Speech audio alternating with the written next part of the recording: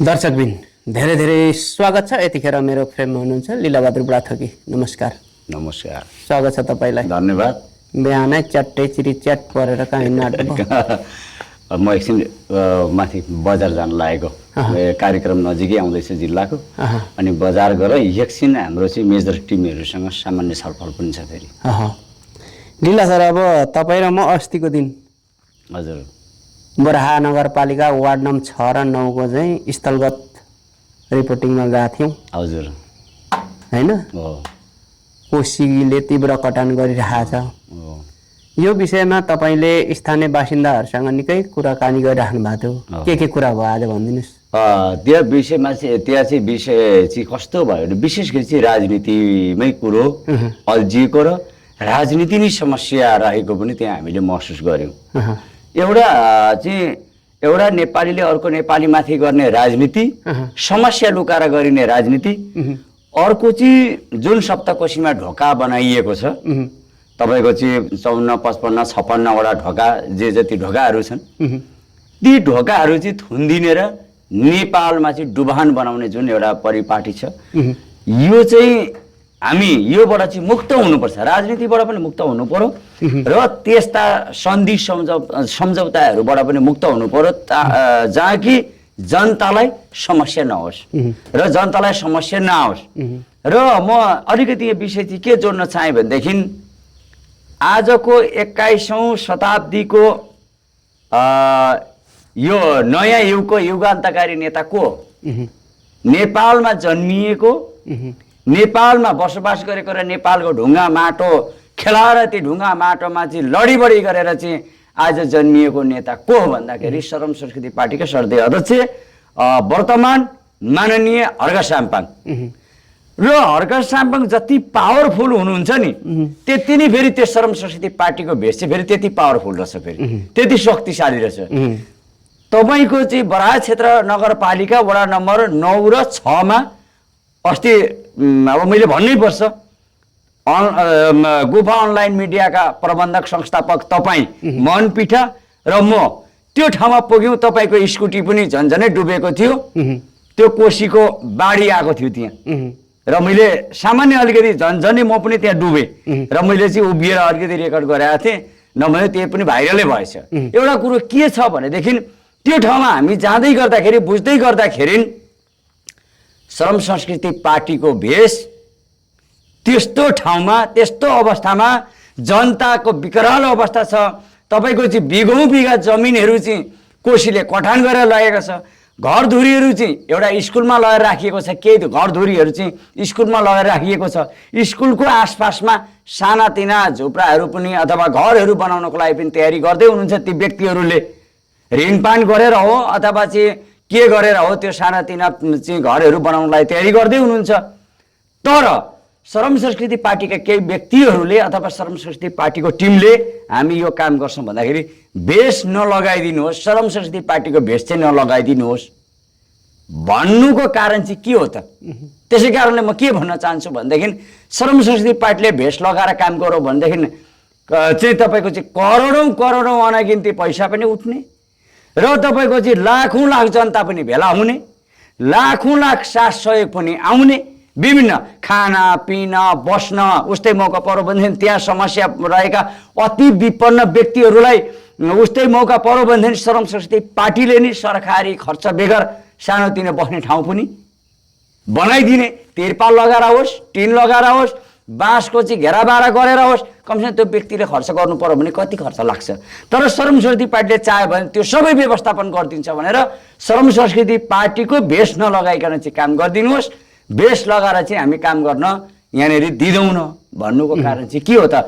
के श्रमदान लेखेको भेष, त्यो भेष आज अछुत हो, त्यो भेष आज चल्दैन, त्यो भेष आज चाहिँ तपाईँको चाहिँ बहिष्कार हो। समाजका केही राजनीतिक दलको चाहिँ दलबाट चाहिँ तपाईँको चाहिँ वञ्चित गराइएको अथवा चाहिँ राजनीतिक दलबाट चाहिँ बहिष्कार गरिएको अथवा राजनीतिक दलमा नचल्ने शब्द हो त श्रमदान। त्यो भेषमा के लेखेको छ त? श्रमदान गरौँ न भनेर लेखेको छ, श्रमदाताहरू न लेखेको छ, अरू त केही लेखेको छैन, श्रमदान लेखेको छ भेषमा। अनि श्रमदान लेखेको भेष लगाएर श्रमदानको काम चाहिँ गर्न नहुने भनिसकेपछि हामी कुन युगतिर छौँ, कुन चेतनातिर छौँ, कुन चाहिँ तपाईँको चाहिँ कुन चाहिँ यन्त्रले चाहिँ हामी चाहिँ निहालिरहेका छौँ समाजलाई। म के भन्न चाहन्छु भनेदेखि जसलेसुकै जतिसुकै जे भने पनि जसो जसो भनेसम्म आजसम्म तपाईँको सांसद भवनमा पनि ठेट भाषा, ठेट शब्द, ठेट कुरा, ठेट चाहिँ तपाईँको चाहिँ जनताले बुझ्ने सरल भाषामा बोल्ने मान्छे को हो त? लो, हर्क साम्पाङको अगाडि यो व्यक्तिले चाहिँ ठेट कुरा गरिरहेको छ भनेर चाहिँ अब भन्नु त अहिलेको संसद भवनमा आज संसद भवनमा कतिजना हुनुहुन्छ थाहा छैन। तर पनि म के भन्न चाहन्छु भनेदेखि म चाहिँ किन थाहा छैन भनेदेखि उहाँहरूले बोलेकै चाहिँ सुनिएन, त्यसै कारण मैले थाहा छैन भनेको खास चाहिँ। तर हर्क साम्पाङले बोलेको भाषा हेर्नु त एकदम सरल भाषा, सामान्य व्यक्तिले पनि बुझ्ने भाषा र ठेट विषयहरू उठान गर्नुभएको छ।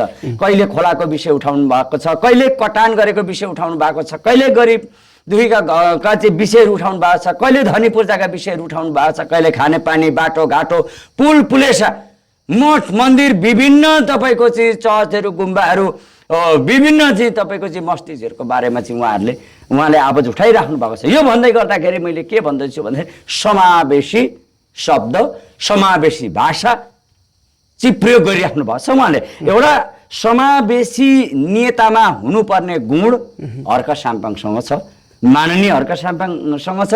यो कुरा आज मानुन् नमानुन्, तर इतिहासले एक दिन यो मान्नै पर्छ र मान्न इतिहासै बाध्य हुन्छ एक दिन।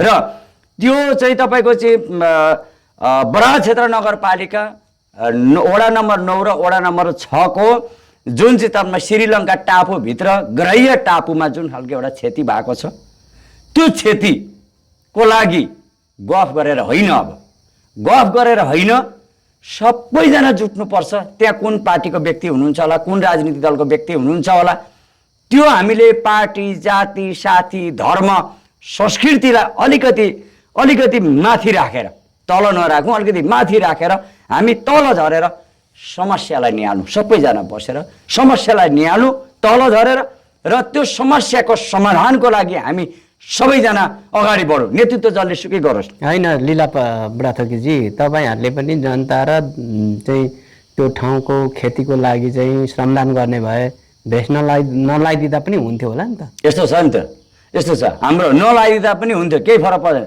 तर भेष के को लागि बनाइयो, भेष के को लागि बनाइयो, के को लागि चाहिँ तपाईँको चाहिँ भेष के को लागि बनाइयो भन्दा बनाउनको लागि, श्रमदान के को लागि भन्दाखेरि खुद आफै खट्नको लागि, खुद आफै खट्नको लागि श्रमदान। र एउटा कुरो के, त्यो भेष नलगाउँदाखेरि चाहिँ के समस्या छ अथवा के समस्या आउँछ आउँदैन भन्ने कुरा त्यतातिर हामी जाने कुरा होइन। हाम्रो एउटा विधान, एउटा प्रक्रिया, जे चिजको पनि एउटा विधान हुन्छ। कुनै पनि एउटा टोल विकास संस्था गठन भइसकेपछि एउटा समाजमा जातीय संस्था होस्, विभिन्न संस्थाहरू हुन्, सामान्य संस्थामा पनि एउटा सामान्य विधान हुन्छ, एउटा विधि हुन्छ, एउटा प्रक्रिया हुन्छ, एउटा सिस्टम हुन्छ। तर सिस्टममा त बस्ने होला नि त हामी पनि।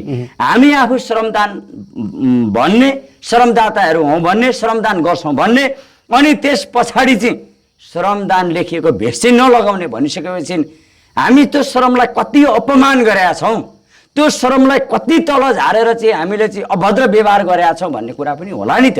त्यसै कारणले त्यो श्रमदानलाई सम्मान गर्नको लागि र श्रमदान आज राष्ट्रको चाहिँ तपाईँको चाहिँ यो अहिले नयाँ युगको युगान्तकारी राष्ट्र अथवा युगान्तकारी जुन एउटा समय छ, जुन एउटा नयाँ युग छ, यो नयाँ युगको युगान्तकारी नेता हर्क साम्पाङ, माननीय श्रम संस्कृति पार्टीका संस्थापक सधैँ अध्यक्ष, वर्तमान चाहिँ तपाईँको चाहिँ माननीय हर्क साम्पाङज्यूले सुरु गरेको एउटा श्रम अभियान, यो अभियानलाई अपमान गरेर हामी श्रमदान गर्न पनि सक्दैनौँ। फेरि कुरो त्यसमा पनि छ है, फेरि हामी भेष नलाइकन जान ठुलो कुरो होइन, तर अपमान गर्नु भएन नि त। उहाँले जुन खालको एउटा चाहिँ तपाईँको चाहिँ माननीय हर्क साम्पाङ जुन खालको एउटा श्रमबाट चाहिँ यति ठुलो पर्लाइली भनौँ न, हुन त मान्छेले भन्लान्, त्यो कुरा गर्लान्, गफला अलग कुरा हो।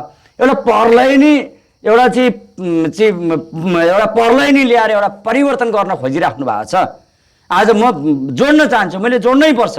आज तपाईँको गफ गरेको भएदेखि र खुडापाती मात्रै कुरा गरेको भए दार्चुलामा पुल बन्थ्यो त, जहाँसुकै बनोस् न, पुल बन्थ्यो दार्चुलामा। र एउटा कुरो, कोकाको पानी धरान आउँथ्यो, गोर्खा पार्क बन्थ्यो, ज्येष्ठ नागरिक मनोरञ्जन पार्क बन्थ्यो, आज बन्दैन थियो। विभिन्न पार्कहरू बन्थे।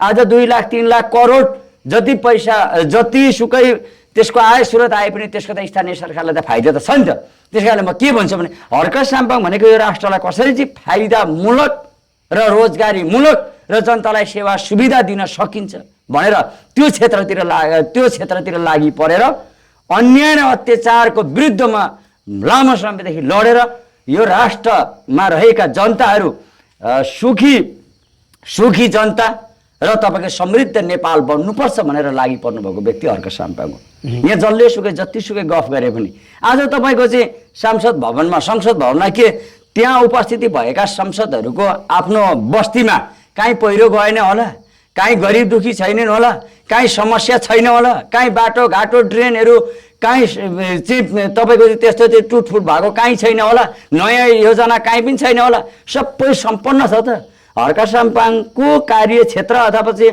हर्क साम्पाङ माननीय हर्क साम्पाङज्यू मात्रै मनोनित भएको सुनसरी क्षेत्र नम्बर 1मा मात्रै समस्या हो त। अनि किन यो मैले जोड्दैछु उहाँले पटक विषय उठाइराख्नु भएको छ सुनसरी जिल्लाको, तर अरू ठाउँको चाहिँ किन विषय उठाउनु हुँदैन। र अर्को कुरो म के जोड्न चाहन्छु भनेदेखि यहीँ तपाईँको चाहिँ तपाईँको 4 नम्बरका हाम्रो चाहिँ माननीयज्यूले पनि त्यो बस्तीमा नजाने भन्ने खालको कुराहरू गर्नुभएको छ अरे। त्यसो नभन्नुहोस्, त्यस्तो कुरा नगर्नुहोस् भन्न चाहन्छु म।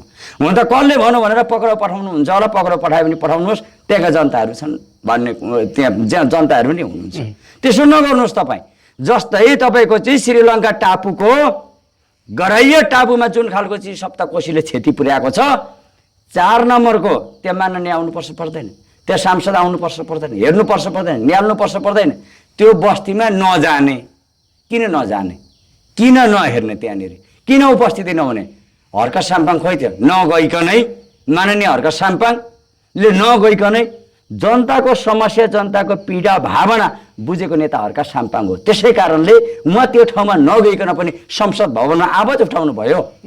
त्यो चाहिँ बराह क्षेत्र नगरपालिका 6 र 9 को समस्या जुन श्रीलङ्का टापुभित्र पर्ने गराइया टापुको समस्या माननीय हर्क साम्पाङज्यूले हिजो संसद भवनमा विषय उठाइदिइसक्नु भयो। किनभनेदेखि त्यहाँ जटिल परिस्थिति जटिल समस्या छ भनेर उठाइदिइसक्नु भयो। त्यस कारणले हर्क साम्पाङ नि जाति पार्टी धर्म संस्कृति भन्दा पनि माथिल्लो स्टपको नेता हो र सबैलाई मान सम्मान गर्ने समावेशी नेता हो भनेर हामीले स्वीकार्ने कि नस्वीकार्ने, हामीले मान्ने कि नमान्ने, हिजो मानिएन होला, अस्ति मानिएन होला, तर आज मान्ने कि नमान्ने, अब मान्ने कि नमान्ने भन्ने कुरा आयो। नमान्ने हो भनेदेखि ठिक छ, नेपाली नागरिक होइन भनेर चाहिँ तपाईँको नागरिकता खारेज गरिदियो, केही फरक पर्दैन। होइन भनेदेखि हर्क साम्पाङको भिजन, हर्क साम्पाङले उठाएका मुद्दा यो तपाईँको चाहिँ अहिले यो नेपालको संविधान अब चाहिँ परिमार्जित गरेर ती संविधानका पानामा कैद गर्नुपर्छ। हर्क साम्पाङले यो राष्ट्रको लागि उठाएका मुद्दाहरू, यो राष्ट्रको लागि उठाएका विषयहरू, कानुनदेखि लिएर विभिन्न विषयहरू कैद गर्नुपर्छ। हर्क साम्पाङका शब्दहरू जुन श्रमदानमा जाँदाखेरि जुन एउटा भेष लगाइन्छ, त्यो भेषमा पनि त्यो भेषको पछाडिपट्टि पनि तपाईँको के लेख्छ, म हुँ श्रमदाता। अनि म हुँ श्रमदाता भन्ने भेष चाहिँ के कोठामा राख्नको लागि त्यो छपाएको हो त? कोठामा राख्नको लागि दाताहरूको ठुलो लगानी छ। दाताहरूले एउटा चाहिँ हर्क साम्पाङ माननीयज्यूको भिजनलाई मन पराएर त्यो भेष छपाउनको लागि पनि खर्च गर्नुभएको छ। त्यो दाताहरूलाई सम्मान गर्नको लागि, हर्क साम्पाङ माननीयज्यूलाई सम्मान गर्नको लागि र यो राष्ट्रका जनतालाई सम्मान गर्नको लागि र जहाँ विपद परिस्थिति जटिल परिस्थिति आउँछ त्यो परिस्थितिलाई सम्मान गर्दै त्यहाँ चाहिँ एउटा व्यवस्थापन गर्नको लागि नि त्यो भेष हो।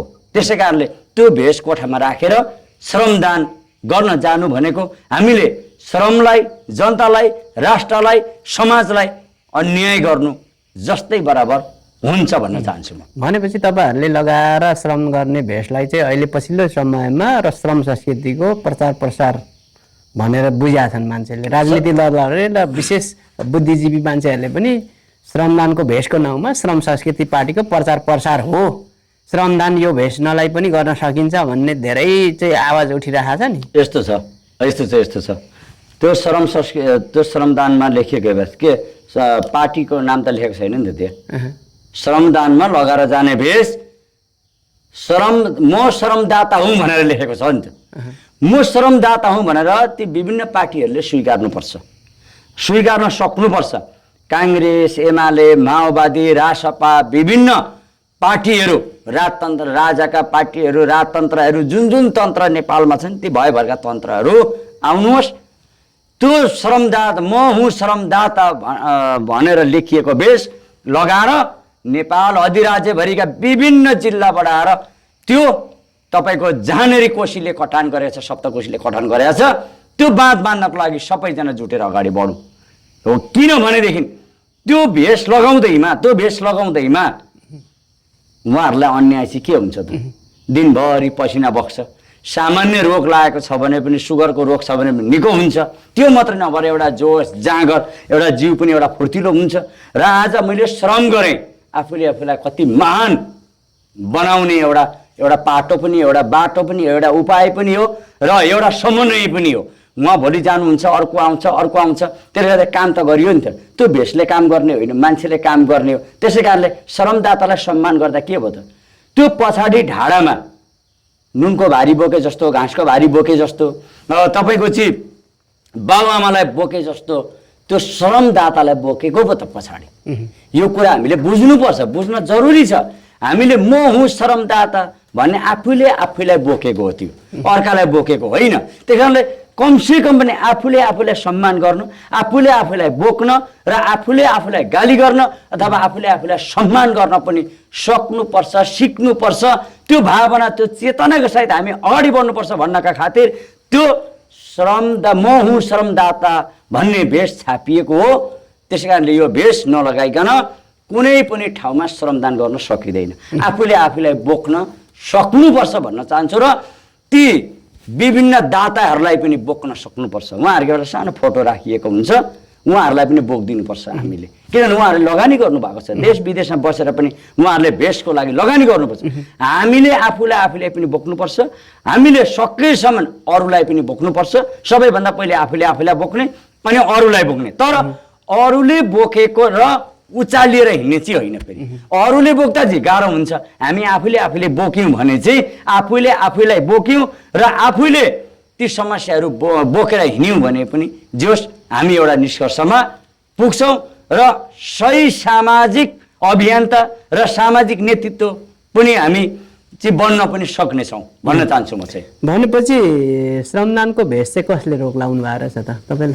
थाहा पाउनु भयो त हजुर श्रमदानको भेष नलाउनु भनेर चाहिँ कसले रोक लागेको रहेछ त होइन त्यहाँ राजनीतिक दलहरूको व्यक्तिले हो अहिले म त्यो नाम भन्न चाहन्न किनभनेदेखि त्यहाँ एउटा चाहिँ निकै त्यहाँ डिस्कस पनि परेको छ निकै बहस पनि परेको छ त्यहाँ बस्तीसँग निकै त्यहाँनिर कुराकानीहरू पनि भएका छन् भोलि गएर अब नेपालको राजनीति हो नेपालको राजनीति कस्तो खालको राजनीति छ भनेदेखि आफू चाहिँ मौज मस्ती गर्ने अर्कालाई चाहिँ जाल झेलमा राख्ने राजनीति नेपालको राजनीति हो भोलि त्यहाँ कसैलाई असर पनि पर्न सक्छ कसैलाई समस्या पनि पर्न सक्छ त्यसै कारणले अहिलेको वर्तमान तपाईँको चाहिँ जो सरकारमा हुनुहुन्छ पार्टी सरकारमा जो सरकारमा पार्टी छ त्यही पार्टीको व्यक्तिहरूले जस्तो मलाई लागिरहेको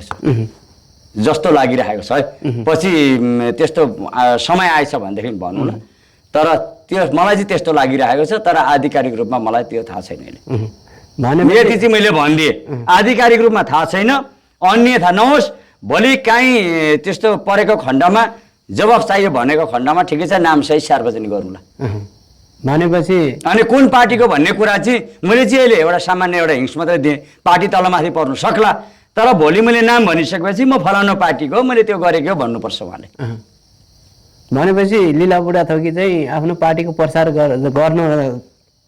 प्रसार गर्न जानु भएको थियो कि कहाँ कोसीको कटानको चाहिँ जनताको समस्या चाहिँ सुल्झाउन जानु भएको छ। तेरिका यहाँ सुन्नु, त्यहाँ त मलाई पार्टीको प्रचार प्रसार गर्नु त मलाई कुनै हुनै छैन नि। हामी चाहिँ त्यहाँ समस्या के हो भनेर त्यहाँ चाहिँ पटक पटक 5-6-7 दिनदेखि सूचना आएको हुनाले सूचनाको भरमा म त्यहाँ गएको हो। त्यो पर्चा मैले त्यहाँ गएर तपाईँहरूले गएर जोसुकै पनि गएर सोद्धा हुन्छ, जुनसुकै पार्टीको व्यक्ति गएर सोद्धा पनि हुन्छ। मैले हाम्रो पार्टीको बारेमा कुनै पनि बारेमा त्यहाँनिर बोलेको रहेछु, भनेको रहेछु, पार्टीको प्रचार प्रसारको लागि त्यहाँ मैले चाहिँ कुनै चाहिँ त्यस्तो शब्दहरू त्यहाँ भनिदिएको रहेछु भने त्यहाँको जनताहरूले मलाई भन्दा हुन्छ, केही फरक पर्दैन। तर मैले एउटा कुरो के चाहिँ भनेको छु भने आधिकारिक रूपमा सम्बन्धित ठाउँहरूमा निवेदनहरू चाहिँ तपाईँहरूले गर्नुपर्छ भनिरहेको छ, त्यति नै, अरू कुरा केही भनेको छैन। तर एउटा कुरो के छ भनेदेखि जनप्रतिनिधिहरूले पनि त्यहाँ हप्तामा एकचोटि जाने अनि घाम तापेर आउने काम नगर्नुहोस् भन्न चाहन्छु म। त्यहाँको जनताको गुनासोहरू जस्तै 2 किलो 3 किलो चामलले मात्रै समस्याको समाधान हुने कुरा हुँदैन। त्यो कुराहरू सबैजनालाई आह्वान गरेर, सबै क्षेत्रको राजनीतिक दल, सबै व्यक्तिहरूलाई आह्वान गरेर सर्वदलीय बैठक राखेर त्यो समस्याको लागि दीर्घकालीन समस्या समाधानको लागि सबैजना अगाडि बढ्नुपर्छ र हप्तामा एकचोटि जनप्रतिनिधि गएर त्यहाँ मुख देखाएर मात्रै त्यहाँको समस्याको समाधान हुनेवाला छैन भन्न चाहन्छु म। समस्या कसरी समाधान हुन्छ भनेदेखि एउटा कुरो तत्कालको लागि के, तत्काल चाहिँ हामीले के गर्नुपर्छ, श्रमदानै गर्नुपर्छ। त्यहाँ तत्कालै श्रमदान गर्ने, सबै श्रमदानमा चाहिने जति संयन्त्रहरू सबै त्यहाँनिर लगानी गर्ने, लगानी गरेर त्यहीँ बसेर 4 दिन 5 दिन 1 हप्ता त्यहाँ बसेर चाहिँ श्रमदान गर्ने हो भने त्यो कोसी पूर्ण रूपमा कटाउन सकिन्छ। त्यो जुन कोसीको भाव छ त्यो कोसीको भाव कट्छ र त्यहाँका स्थानीयहरू पनि एकदम उत्साहित हुनुहुन्छ श्रमदान गर्नको लागि। श्रमदानबाट काम गर्नको लागि त्यहाँका स्थानीयहरू पनि एकदम उत्साहित हुनुहुन्छ। 1 हप्तामा लगभग 1 हप्तामा पूर्ण रूपमा नसकिए पनि 1 हप्तामा धेरै त्यहाँनिर चाहिँ नियन्त्रण गर्न सकिन्छ। त्यसले गर्दाखेरि त्यसरी नियन्त्रण गर्न सक्ने चिजहरू, काम गर्न सक्ने चिजहरूमा चाहिँ हामीले यहाँनिर चाहिँ पार्टी, जाति, धर्म, भाषामा अल्झिनु हुँदैन कहिले पनि।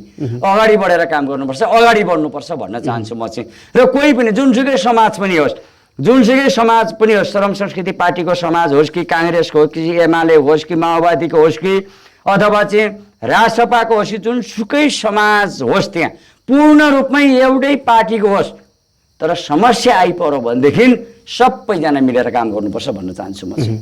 त्यहाँनिर अरू पार्टीको मान्छेलाई नबोलाए, अरू पार्टीको मान्छेलाई चाहिँ सूचना नदिए, अरू पार्टीलाई नगरे, अरू पार्टीलाई यहाँ निषेध छ, भोलिको दिनमा गएर अरू पार्टीले आएर काम गरौँ भने त यो हाम्रो भोटर्सहरू पनि सबै बर्बाद हुन्छन् र यो हाम्रो भोटर्सहरू सबै अरू पार्टीले लिएर जान्छ भन्ने खालका त्यस्ता खालका प्रवृत्ति होइन, ती विकृति हुन्। ती विकृतिबाट समाज जहिले पनि मुक्त हुनुपर्छ भन्न चाहन्छु म। जहीँ पनि आज तपाईँको सडकमा रहेको चाहिँ सडकको आसपासमा किनारामा रहेका प्लास्टिकका खोलहरू कसले चाहिँ त्यो खोलहरू टिप्नुपर्छ भनेर चाहिँ कसले सिकाउँदैछ त? ती प्लास्टिकहरू टिप्नुपर्छ भने कसले सिकाउँछ?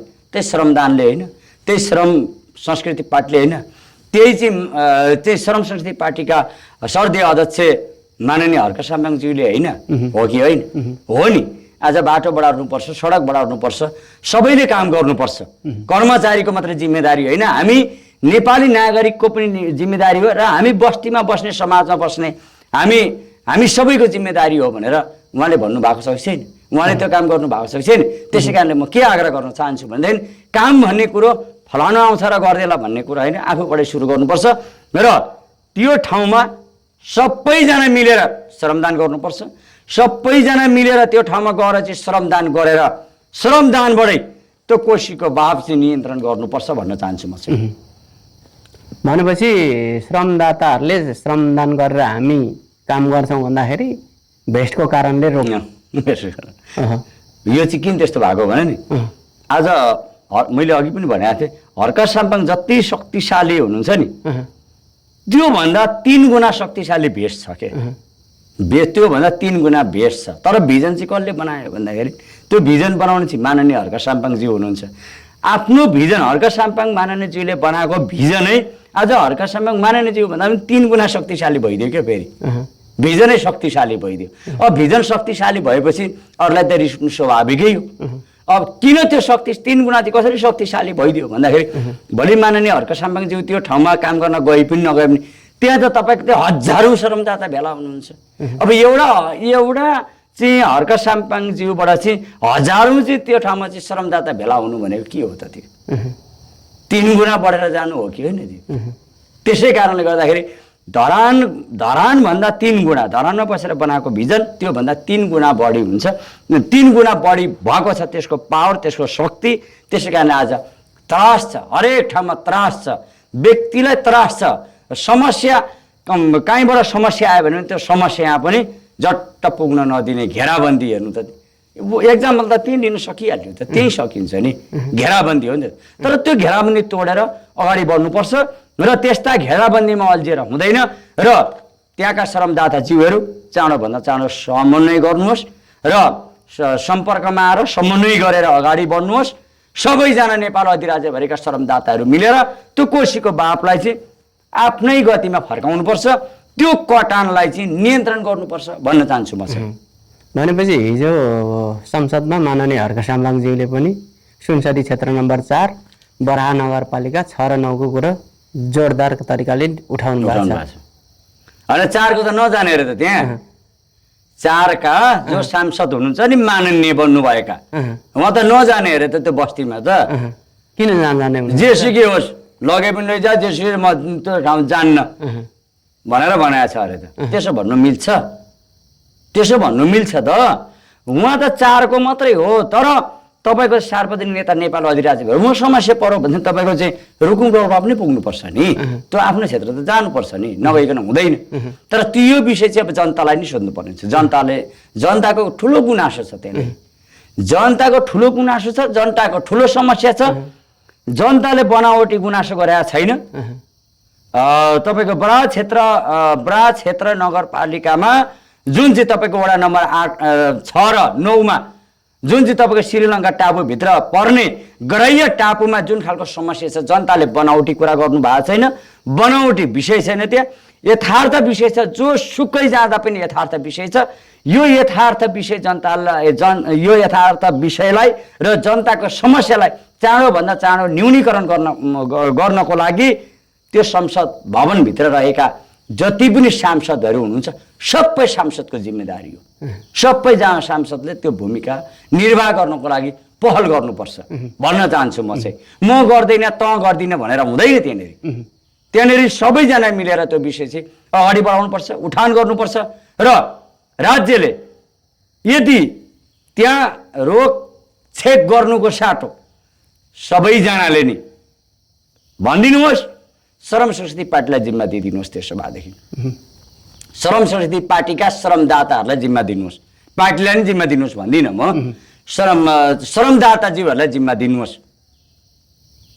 चाहे श्रम संस्कृति पार्टीका श्रमदाता हुन् चाहे जुनसुकै पार्टीका श्रमदाता हुन् चाहे स्वतन्त्रका श्रमदाता हुन् जुनसुकै पार्टी काङ्ग्रेस एमाले माओवादी श्रम संस्कृति पार्टी जोसुकै होस् तर श्रमदाताहरूलाई जिम्मा दिनुहोस् भन्न चाहन्छु म चाहिँ आधिकारिक रूपबाट के गर्नुहुन्छ श्रमदाताले नि गर्नुहुन्छ माननीय हर्क साम्पाङज्यूले भोलि पर्सि एउटा चाहिँ त्यहाँ चाहिँ एउटा चाहिँ त्यहाँ अनुगमन पठाएर एउटा भिजन बनाएर एउटा चाहिँ सही तरिकाको त्यहाँको रिपोर्ट लिएर तत्काल काम गर्नको लागि जो श्रमदाताहरू सुरु गराउनुहुन्छ भन्न चाहन्छु म चाहिँ किनभनेदेखि हामी त्यस्तोमा त्यसरी अल्झिएर बस्नु हुँदैन त्यसरी अल्झिएर थुप्रिनु हुँदैन त्यो गलत हो आफूले आफूलाई विष खुवाएर आफूले आफूलाई जलाएर त्यो जलेको पीडा चाहिँ खपेर बस्ने हो त बस्नु हुँदैन त्यो एकजना चेली हुनुहुन्थ्यो भात खाँदै हुन्थ्यो बिचरा स्कुलमा उहाँलाई मैले सोधेँ भिडियो चाहिँ गरिनँ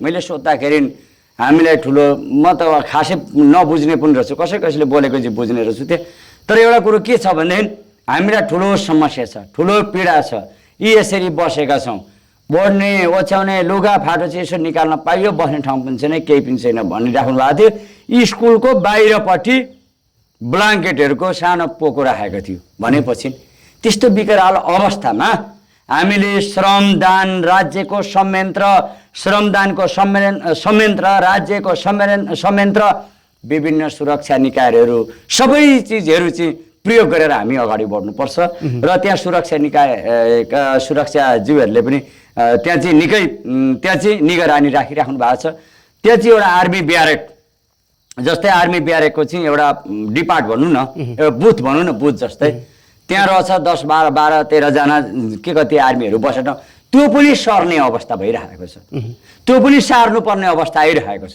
त्यसै कारणले त्यो दीर्घकालीन कामको लागि, दीर्घकालीन समस्या समाधानको लागि हामी सबैजना लागि परौँ भन्न चाहन्छु। जस्तै दार्चुलामा पुल बन्यो, त्यो दीर्घकालीन भयो नि त, त्यो त वर्षौँ पुस्तै पुस्तासम्मलाई भयो नि त। अब पछि त्यो ठाउँबाट कुनै पल्लो ठाउँ जाँदाखेरि पक्की पुल बन्ला, गाडीको पुल, तर त्यो चाहिँ दीर्घकालीन काम भयो। त्यसै कारणले म के भन्न चाहन्छु भने त्यसै गरी दीर्घकालीन सोचका साथ दीर्घकालीन काम गरौँ, ती समस्या समाधानको लागि हामी सबैजना लागि परौँ भन्न चाहन्छु म चाहिँ। हुन्छ, समयको लागि हजुरलाई हवस्।